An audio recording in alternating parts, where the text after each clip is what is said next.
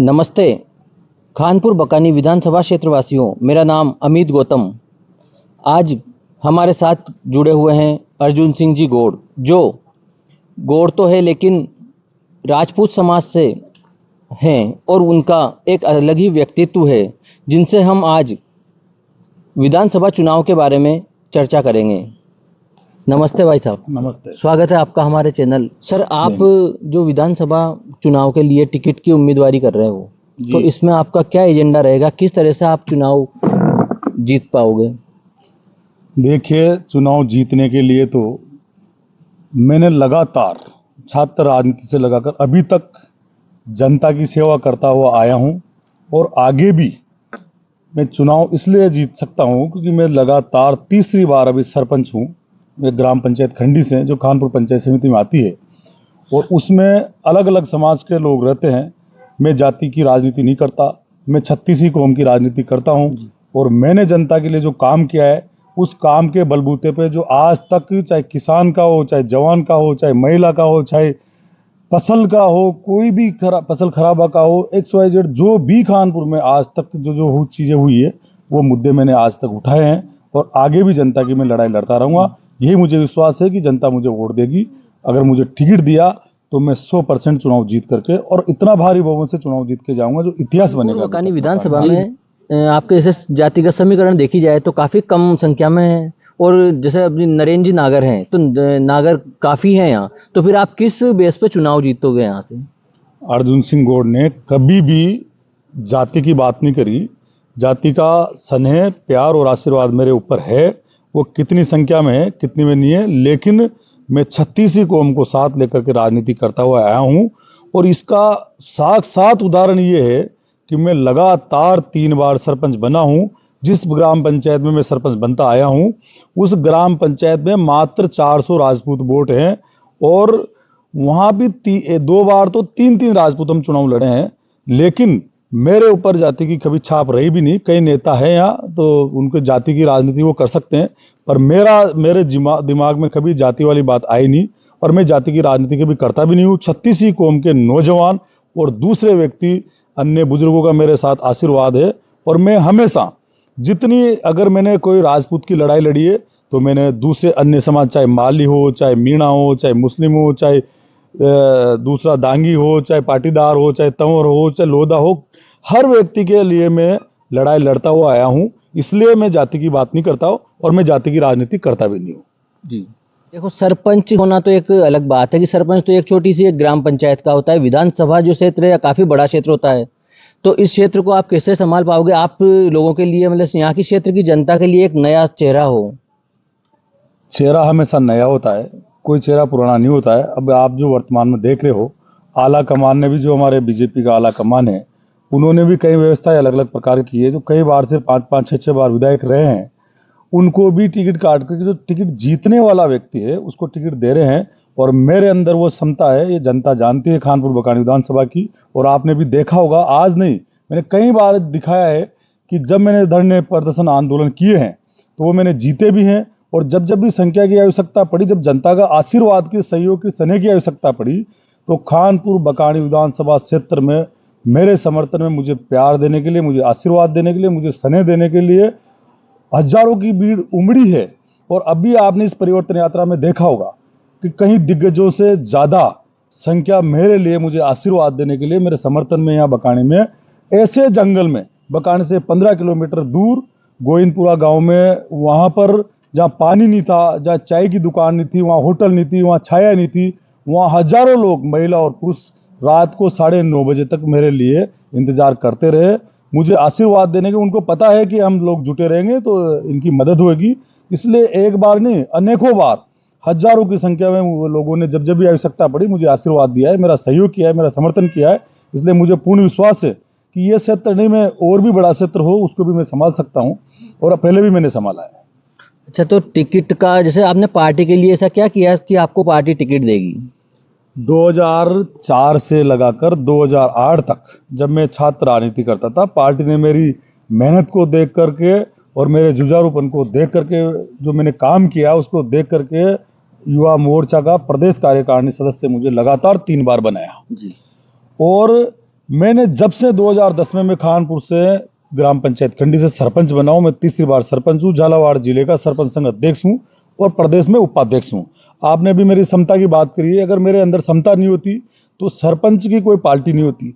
सब अलग अलग जाति के अलग अलग पार्टी के सरपंच है, लेकिन उन्होंने जिले की का नेतृत्व मेरे हाथों में दिया और प्रदेश में उपाध्यक्ष का पद मेरे पास सरपंच संघ में है। और मैंने जनता के लिए इतना काम किया है, चाहे हमारी जैसे बहुत बड़ी परियोजना है, 8,000 करोड़ की परवण वृद्ध सिंचाई परियोजना है, अक्काओ जहाँ बांध बन रहा है वो हो, खानपुर में राजकीय महाविद्यालय का मामला हो, चाहे किसी भी फसल खराबे का मामला हो, चाहे बिजली का मामला हो, चाहे भ्रष्टाचार का मामला हो, चाहे अन्याय और जुर्म का मामला हो, चाहे जनता को सम्मान दिलाने का मामला हो, मैंने आज तक सैकड़ों आंदोलन किए हैं जनता के लिए। इसलिए जनता मुझे चाहती है। अभी कहीं सर्वे हुए अलग अलग, आप लोग पत्रकार हो, आपके पास न्यूज होगी। आप सर, अन्याय और जुर्म की जो बात करी आपने, तो इससे मैं एक चीज और पूछता हूँ आपसे, क्या आपके ऊपर पुलिस केस भी काफी सुनने में आए हैं? बिल्कुल है। और आप जेल भी जा चुके हो? बिल्कुल गया हूँ। तो क्या कारण रहा था? देखो, मेरा एजेंडा है, मेरे पिताजी की तरफ से जो मुझे संस्कार मिले हैं और जिस जाति में मैं जन्म लिया है, मैंने राजपूत हूँ, तो मेरा धर्म भी है, मेरा कर्तव्य, मेरा फर्ज भी है। अगर मेरे सामने अन्याय होगा, जुर्म होगा, तो उस अन्याय और जुर्म के खिलाफ लड़ने के लिए मुझ पर जो मुकदमे लगे हैं, ये राजनेताओं के आभूषण है मुकदमे, इससे घबराता नहीं हूं मैं। जैसे मैं पूछूंगा कि राजनीति करते हो आप, तो इसमें जैसे सरकारी कर्मचारी है, इनके ऊपर हाथ उठाते हो, तो इससे क्या अपने वोट बैंक बढ़ेगा या घटेगा, इस बारे में आप क्या कहोगे? नहीं, सरकारी कर्मचारियों पे मेरा कोई शौक नहीं है कि मैं हाथ उठाऊं, लेकिन अगर सरकारी कर्मचारी सब एक जैसे नहीं होते, कोई कोई कर्मचारी, आप भी जानते हो, आपसे ज्यादा मुझसे ज्यादा वाकिफ हो, आप पत्रकार हो, ऐसा भ्रष्टाचार, ऐसा अन्याय और ऐसा जुर्म, और ऐसे आज हमारे बुजुर्ग, कोई भी हमारे पिताजी के एज के अगर कोई वहां जाता है, व्यक्ति काम कराने कोई दफ्तर में जाते हैं, तो उनसे जिस प्रकार का दुर्व्यवहार किया जाता है, तू तड़ाक की भाषा में उपयोग किया जाता है, अगर वो अर्जुन सिंह गौड़ के सामने अगर ऐसा बोलेगा तो कोई भी अधिकारी हो, मैं उससे लड़ने के लिए तैयार रहूंगा, हूं और रहूंगा। जी अच्छा, तो एक चीज और पूछूंगा मैं कि ये सरकार, अभी जो कांग्रेस सरकार थी, कांग्रेस सरकार ने कई जन कल्याणकारी ऐसी योजनाएं चलाई है जिससे जो डायरेक्ट गरीबों के हितों में है, तो क्या ऐसी योजनाओं को चीरकर आप चुनाव जीत जाओगे? मैं आपको बताता हूं इस सरकार ने क्या क्या योजना चलाई है। आज इन्होंने जो हॉस्पिटल में इलाज होता है, चिरंजीवी योजना, वो चलाई है। पहले वसुंधरा जी की सरकार थी राजस्थान में, जब 5 लाख रुपए तक का इसमें इलाज होता था, लेकिन हर व्यक्ति का इलाज होता था। इन्होंने 5 से बढ़ाकर 25 कर दिया। कांग्रेस की विधायिका दिव्या मदेरणा है ओसिया से, वो खुद इस योजना का, जब ये जमीन पे नहीं उतरी है योजना, तो उसको धरना देना पड़ा, प्रदर्शन करना पड़ा, और उनका कहना है कि कागजों में घोषणा तो कर दी, लेकिन ये जमीन पे नहीं उतरी। कोई भी व्यक्ति का खानपुर और बकानी विधानसभा क्षेत्र में एक नाम मुझे बता दो आप कि उसको 25 लाख रुपए का भी गवर्नमेंट की तरफ से उसको सहायता मिली हो, मदद मिली हो, और ये रेवड़िया बांटने का काम कर रही है। मैं सरपंच हूँ, इस सरकार से क्या उम्मीद करूंगा? आज आचार संहिता लग गई, हमारी 1.5 साल की किस्तें भी ड्यू पड़ी है, जबकि राजस्थान में 80% लोग गांव में निवास करता है और उसका नेतृत्व सरपंच करता है, ग्राम पंचायत करती है। ग्राम पंचायतों को पैसा नहीं दिया, 2 साल कोरोना में निकल गया, विकास नहीं हो रहा गाँव का। अभी अब मोबाइल बांटने के लिए तैयार हैं, कुछ को बांट रहे, कुछ को नहीं बांट रहे, लेकिन जनता जानती है कि जो इन्होंने भ्रष्टाचार किया है, राजस्थान में जो नंगा नाच किया है, आप लाल डायरी का देख लो, और पास में हमारे भरत सिंह जी ने पत्र लिख लिख के, चिट्ठियां लिख के, राजस्थान का इतिहास में पहले बार ऐसा हुआ है कि एक विधायक कांग्रेस का, पहले जो प्रधानमंत्री से सम्मानित विधायक हुए हैं भरत सिंह जी कुंदनपुर, वो अपने बाल कटा करके अशोक गहलोत को भेज रहे, मुख्यमंत्री को भेज रहे। ऐसी विडंबना राजस्थान में हो ही नहीं सकती। और राजस्थान की सरकार से क्या उम्मीद करें? राजस्थान में हिंदुस्तान का पहला राज्य जहां 10 लाख महिलाओं के साथ दुराचार हुआ है, अत्याचार हुआ है, बलात्कार हुए, जिंदा जला रहे। राजस्थान की सरकार से क्या उम्मीद करें? आज धर्म के नाम पे अगर इनको देखा जाए तो यहाँ सालासर बालाजी का गेट तोड़ रहे हैं, अलवर में ड्रिल मशीन से शिवजी का मंदिर के वो नीचे जो शिवजी के वो होते हैं उनको उखाड़ रहे हैं। तो ये काहे की सरकार है? इसको तो कोई बचा ही नहीं सकता है। तो नहीं, कहीं ना कहीं सरकार को डर तो है। जैसे प्रधानमंत्री का भी बयान आया था कि सरकार द्वारा चलाई गई सभी जन कल्याणकारी योजनाएं जो कि त्यों रहेगी, मतलब उनको कहीं ना कहीं डर तो है।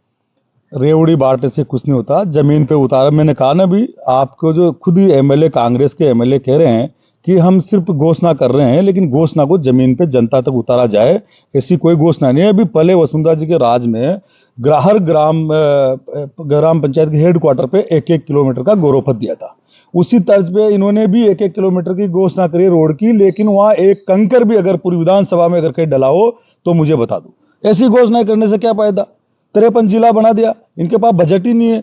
आज देखो ये 53 जिलाओं के जो पैसा लगेगा वो इनके पास है नहीं।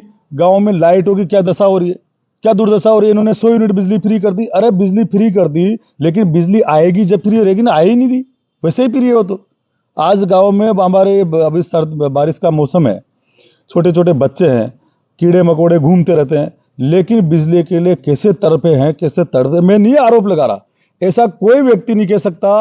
अभी भी बकानी में मैं बैठा हूं आपके सामने, बकानी का कोई व्यक्ति ऐसा नहीं कह सकता। आप जाके पूछ लो कि 1 घंटा किसी को विश्वास हो कि परमानेंट बिजली आ जाएगी, 1 घंटा भी लगातार। तो ऐसी घोषणा करने से क्या फायदा?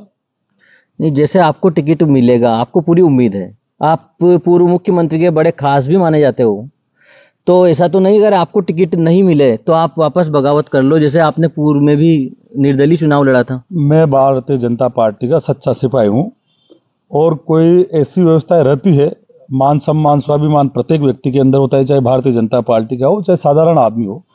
और कहीं अगर मान सम्मान स्वाभिमान को ठेस पहुंचती है तो कोई गलत कदम उठा लेते हैं। लेकिन मैं ये कह रहा हूं कि दावे के साथ कि अगर भारतीय जनता पार्टी आला कमान अगर मुझ पे भरोसा करेंगे, मुझ पे विश्वास जताएंगे, तो मैं चुनाव लड़ूंगा। और अगर जो फिर बाद में मान लो मुझ पे भरोसा नहीं किया, किसी अन्य पे भरोसा किया, तो जैसा हाईकमान का आदेश होगा वो काम मैं करूंगा। क्षेत्र मतलब सबसे पहले जीत कर क्षेत्र के लिए क्या करना चाहोगे? बकानी क्षेत्र के लिए क्या करना चाहोगे आप? जब भी मैं घूमता हूं तो जो मैं लोगों से मिलता हूं, तो मैं अधिकतर गांव में जाता हूं, गरीब लोगों से मिलता हूं, तो सबसे पहला मेरा काम जो है आम जनता को सम्मान दिलाने का रहेगा। आज तक ये इतने मतलब ऐसा जीवन जी रहे हैं कि अधिकारी यहाँ पे छोटा से लगाकर बड़े अधिकारी भी कोई भी जनता का सम्मान नहीं करता। सबसे पहला ही काम मेरा जनता को सम्मान दिलाने का रहेगा। विकास सब कराते हैं, लेकिन सम्मान से पेट नहीं भरता है, लेकिन वो मैं आपको बता रहा हूँ, विकास सब लोगों ने कराया है। अगर मैं विकास नहीं कराता, मैं लगातार 3 बार सरपंच नहीं बनता। तो मैं चाहता हूं कि जो भी आज जैसे कोई तहसील नहीं खुली यहाँ पे, लगातार कोई गांव में, मैं खेरिया के पास वो जो गांव है, 4-5 गांव है तंवर समाज के, वहाँ सड़कें नहीं है, वहाँ उनके घर पे जाने के लिए पुलिया नहीं है। नदी में आज़ादी के बाद कुछ ऐसी चीजें हैं जो वास्तव में आज भी लोगों के दिल में है कि वो उनके कसक है कि हमारा काम होना चाहिए। तो मैं विकास में, तो मैं आप जानते हो कि हम युवा हैं और मेहनत करने वाले लोग हैं, तो कहीं भी जहाँ से भी पैसा आता है वहाँ से पैसा ला करके काम कराने में सबसे आगे रहेंगे, चाहे वो कोई से भी डिपार्टमेंट से पैसा लाना पड़े। लेकिन बकानी के लिए, खानपुर के लिए कभी विकास के मामले में पीछे नहीं हटूंगा। मैं जब कुछ नहीं था तब मैंने खानपुर की जनता के लिए, चाहे अक्काउद इतना बड़ा बांध 8000 करोड़ की परियोजना, मैंने 3 बार खानपुर को बंद कराया। और खानपुर में हमारी छोटी छोटी बच्चियां बाहर पढ़ने जाती थी, झालावाड़ कोटा, लेकिन वहाँ राजकीय महाविद्यालय के लिए हमने आंदोलन किया, वहाँ राजकीय महाविद्यालय खुला है। तो बहुत सारी चीजें आज भी है। यहाँ अफीम की खेती नहीं होती, यहाँ पे लहसुन की बड़ी संख्या में खेती होती है, उसकी वो मशीनें नहीं है यहाँ पे उसको सफाई करने की। तो बहुत सारे मुद्दे हैं जो मेरे दिल में है, उनको मैं सबसे पहले काम करने का। यहाँ कोचिंग सेंटर भी, जैसे कोटा में एलन चलता है, तो ऐसा कोचिंग सेंटर मैं खानपुर में खुलवाने की पूरा प्रयास करूंगा अगर मेरे को मौका मिला। सर, मैं एक चीज और आपसे पूछना चाहूंगा कि जैसे आप अपने पैनल में 3 नाम हैं, जिसमें एक आपका भी है, और 2 नाम है जिसमें एक नरेंद्र जी नागर और अनिल जी जैन जी, ठीक है। तो एक के तो पिताजी मंत्री रह चुके हैं और एक के ससुर जी मंत्री रहे हैं, तो आपने मतलब क्या खासियत रही कि आपने ये मुकाम हासिल किया इन तीनों के पास? देखो, आज की राजनीति में बहुत सारे ऐसे लोग हैं, और अगर राजा का बेटा राजा बन जाए तो वो बहुत बड़ी बात नहीं होती।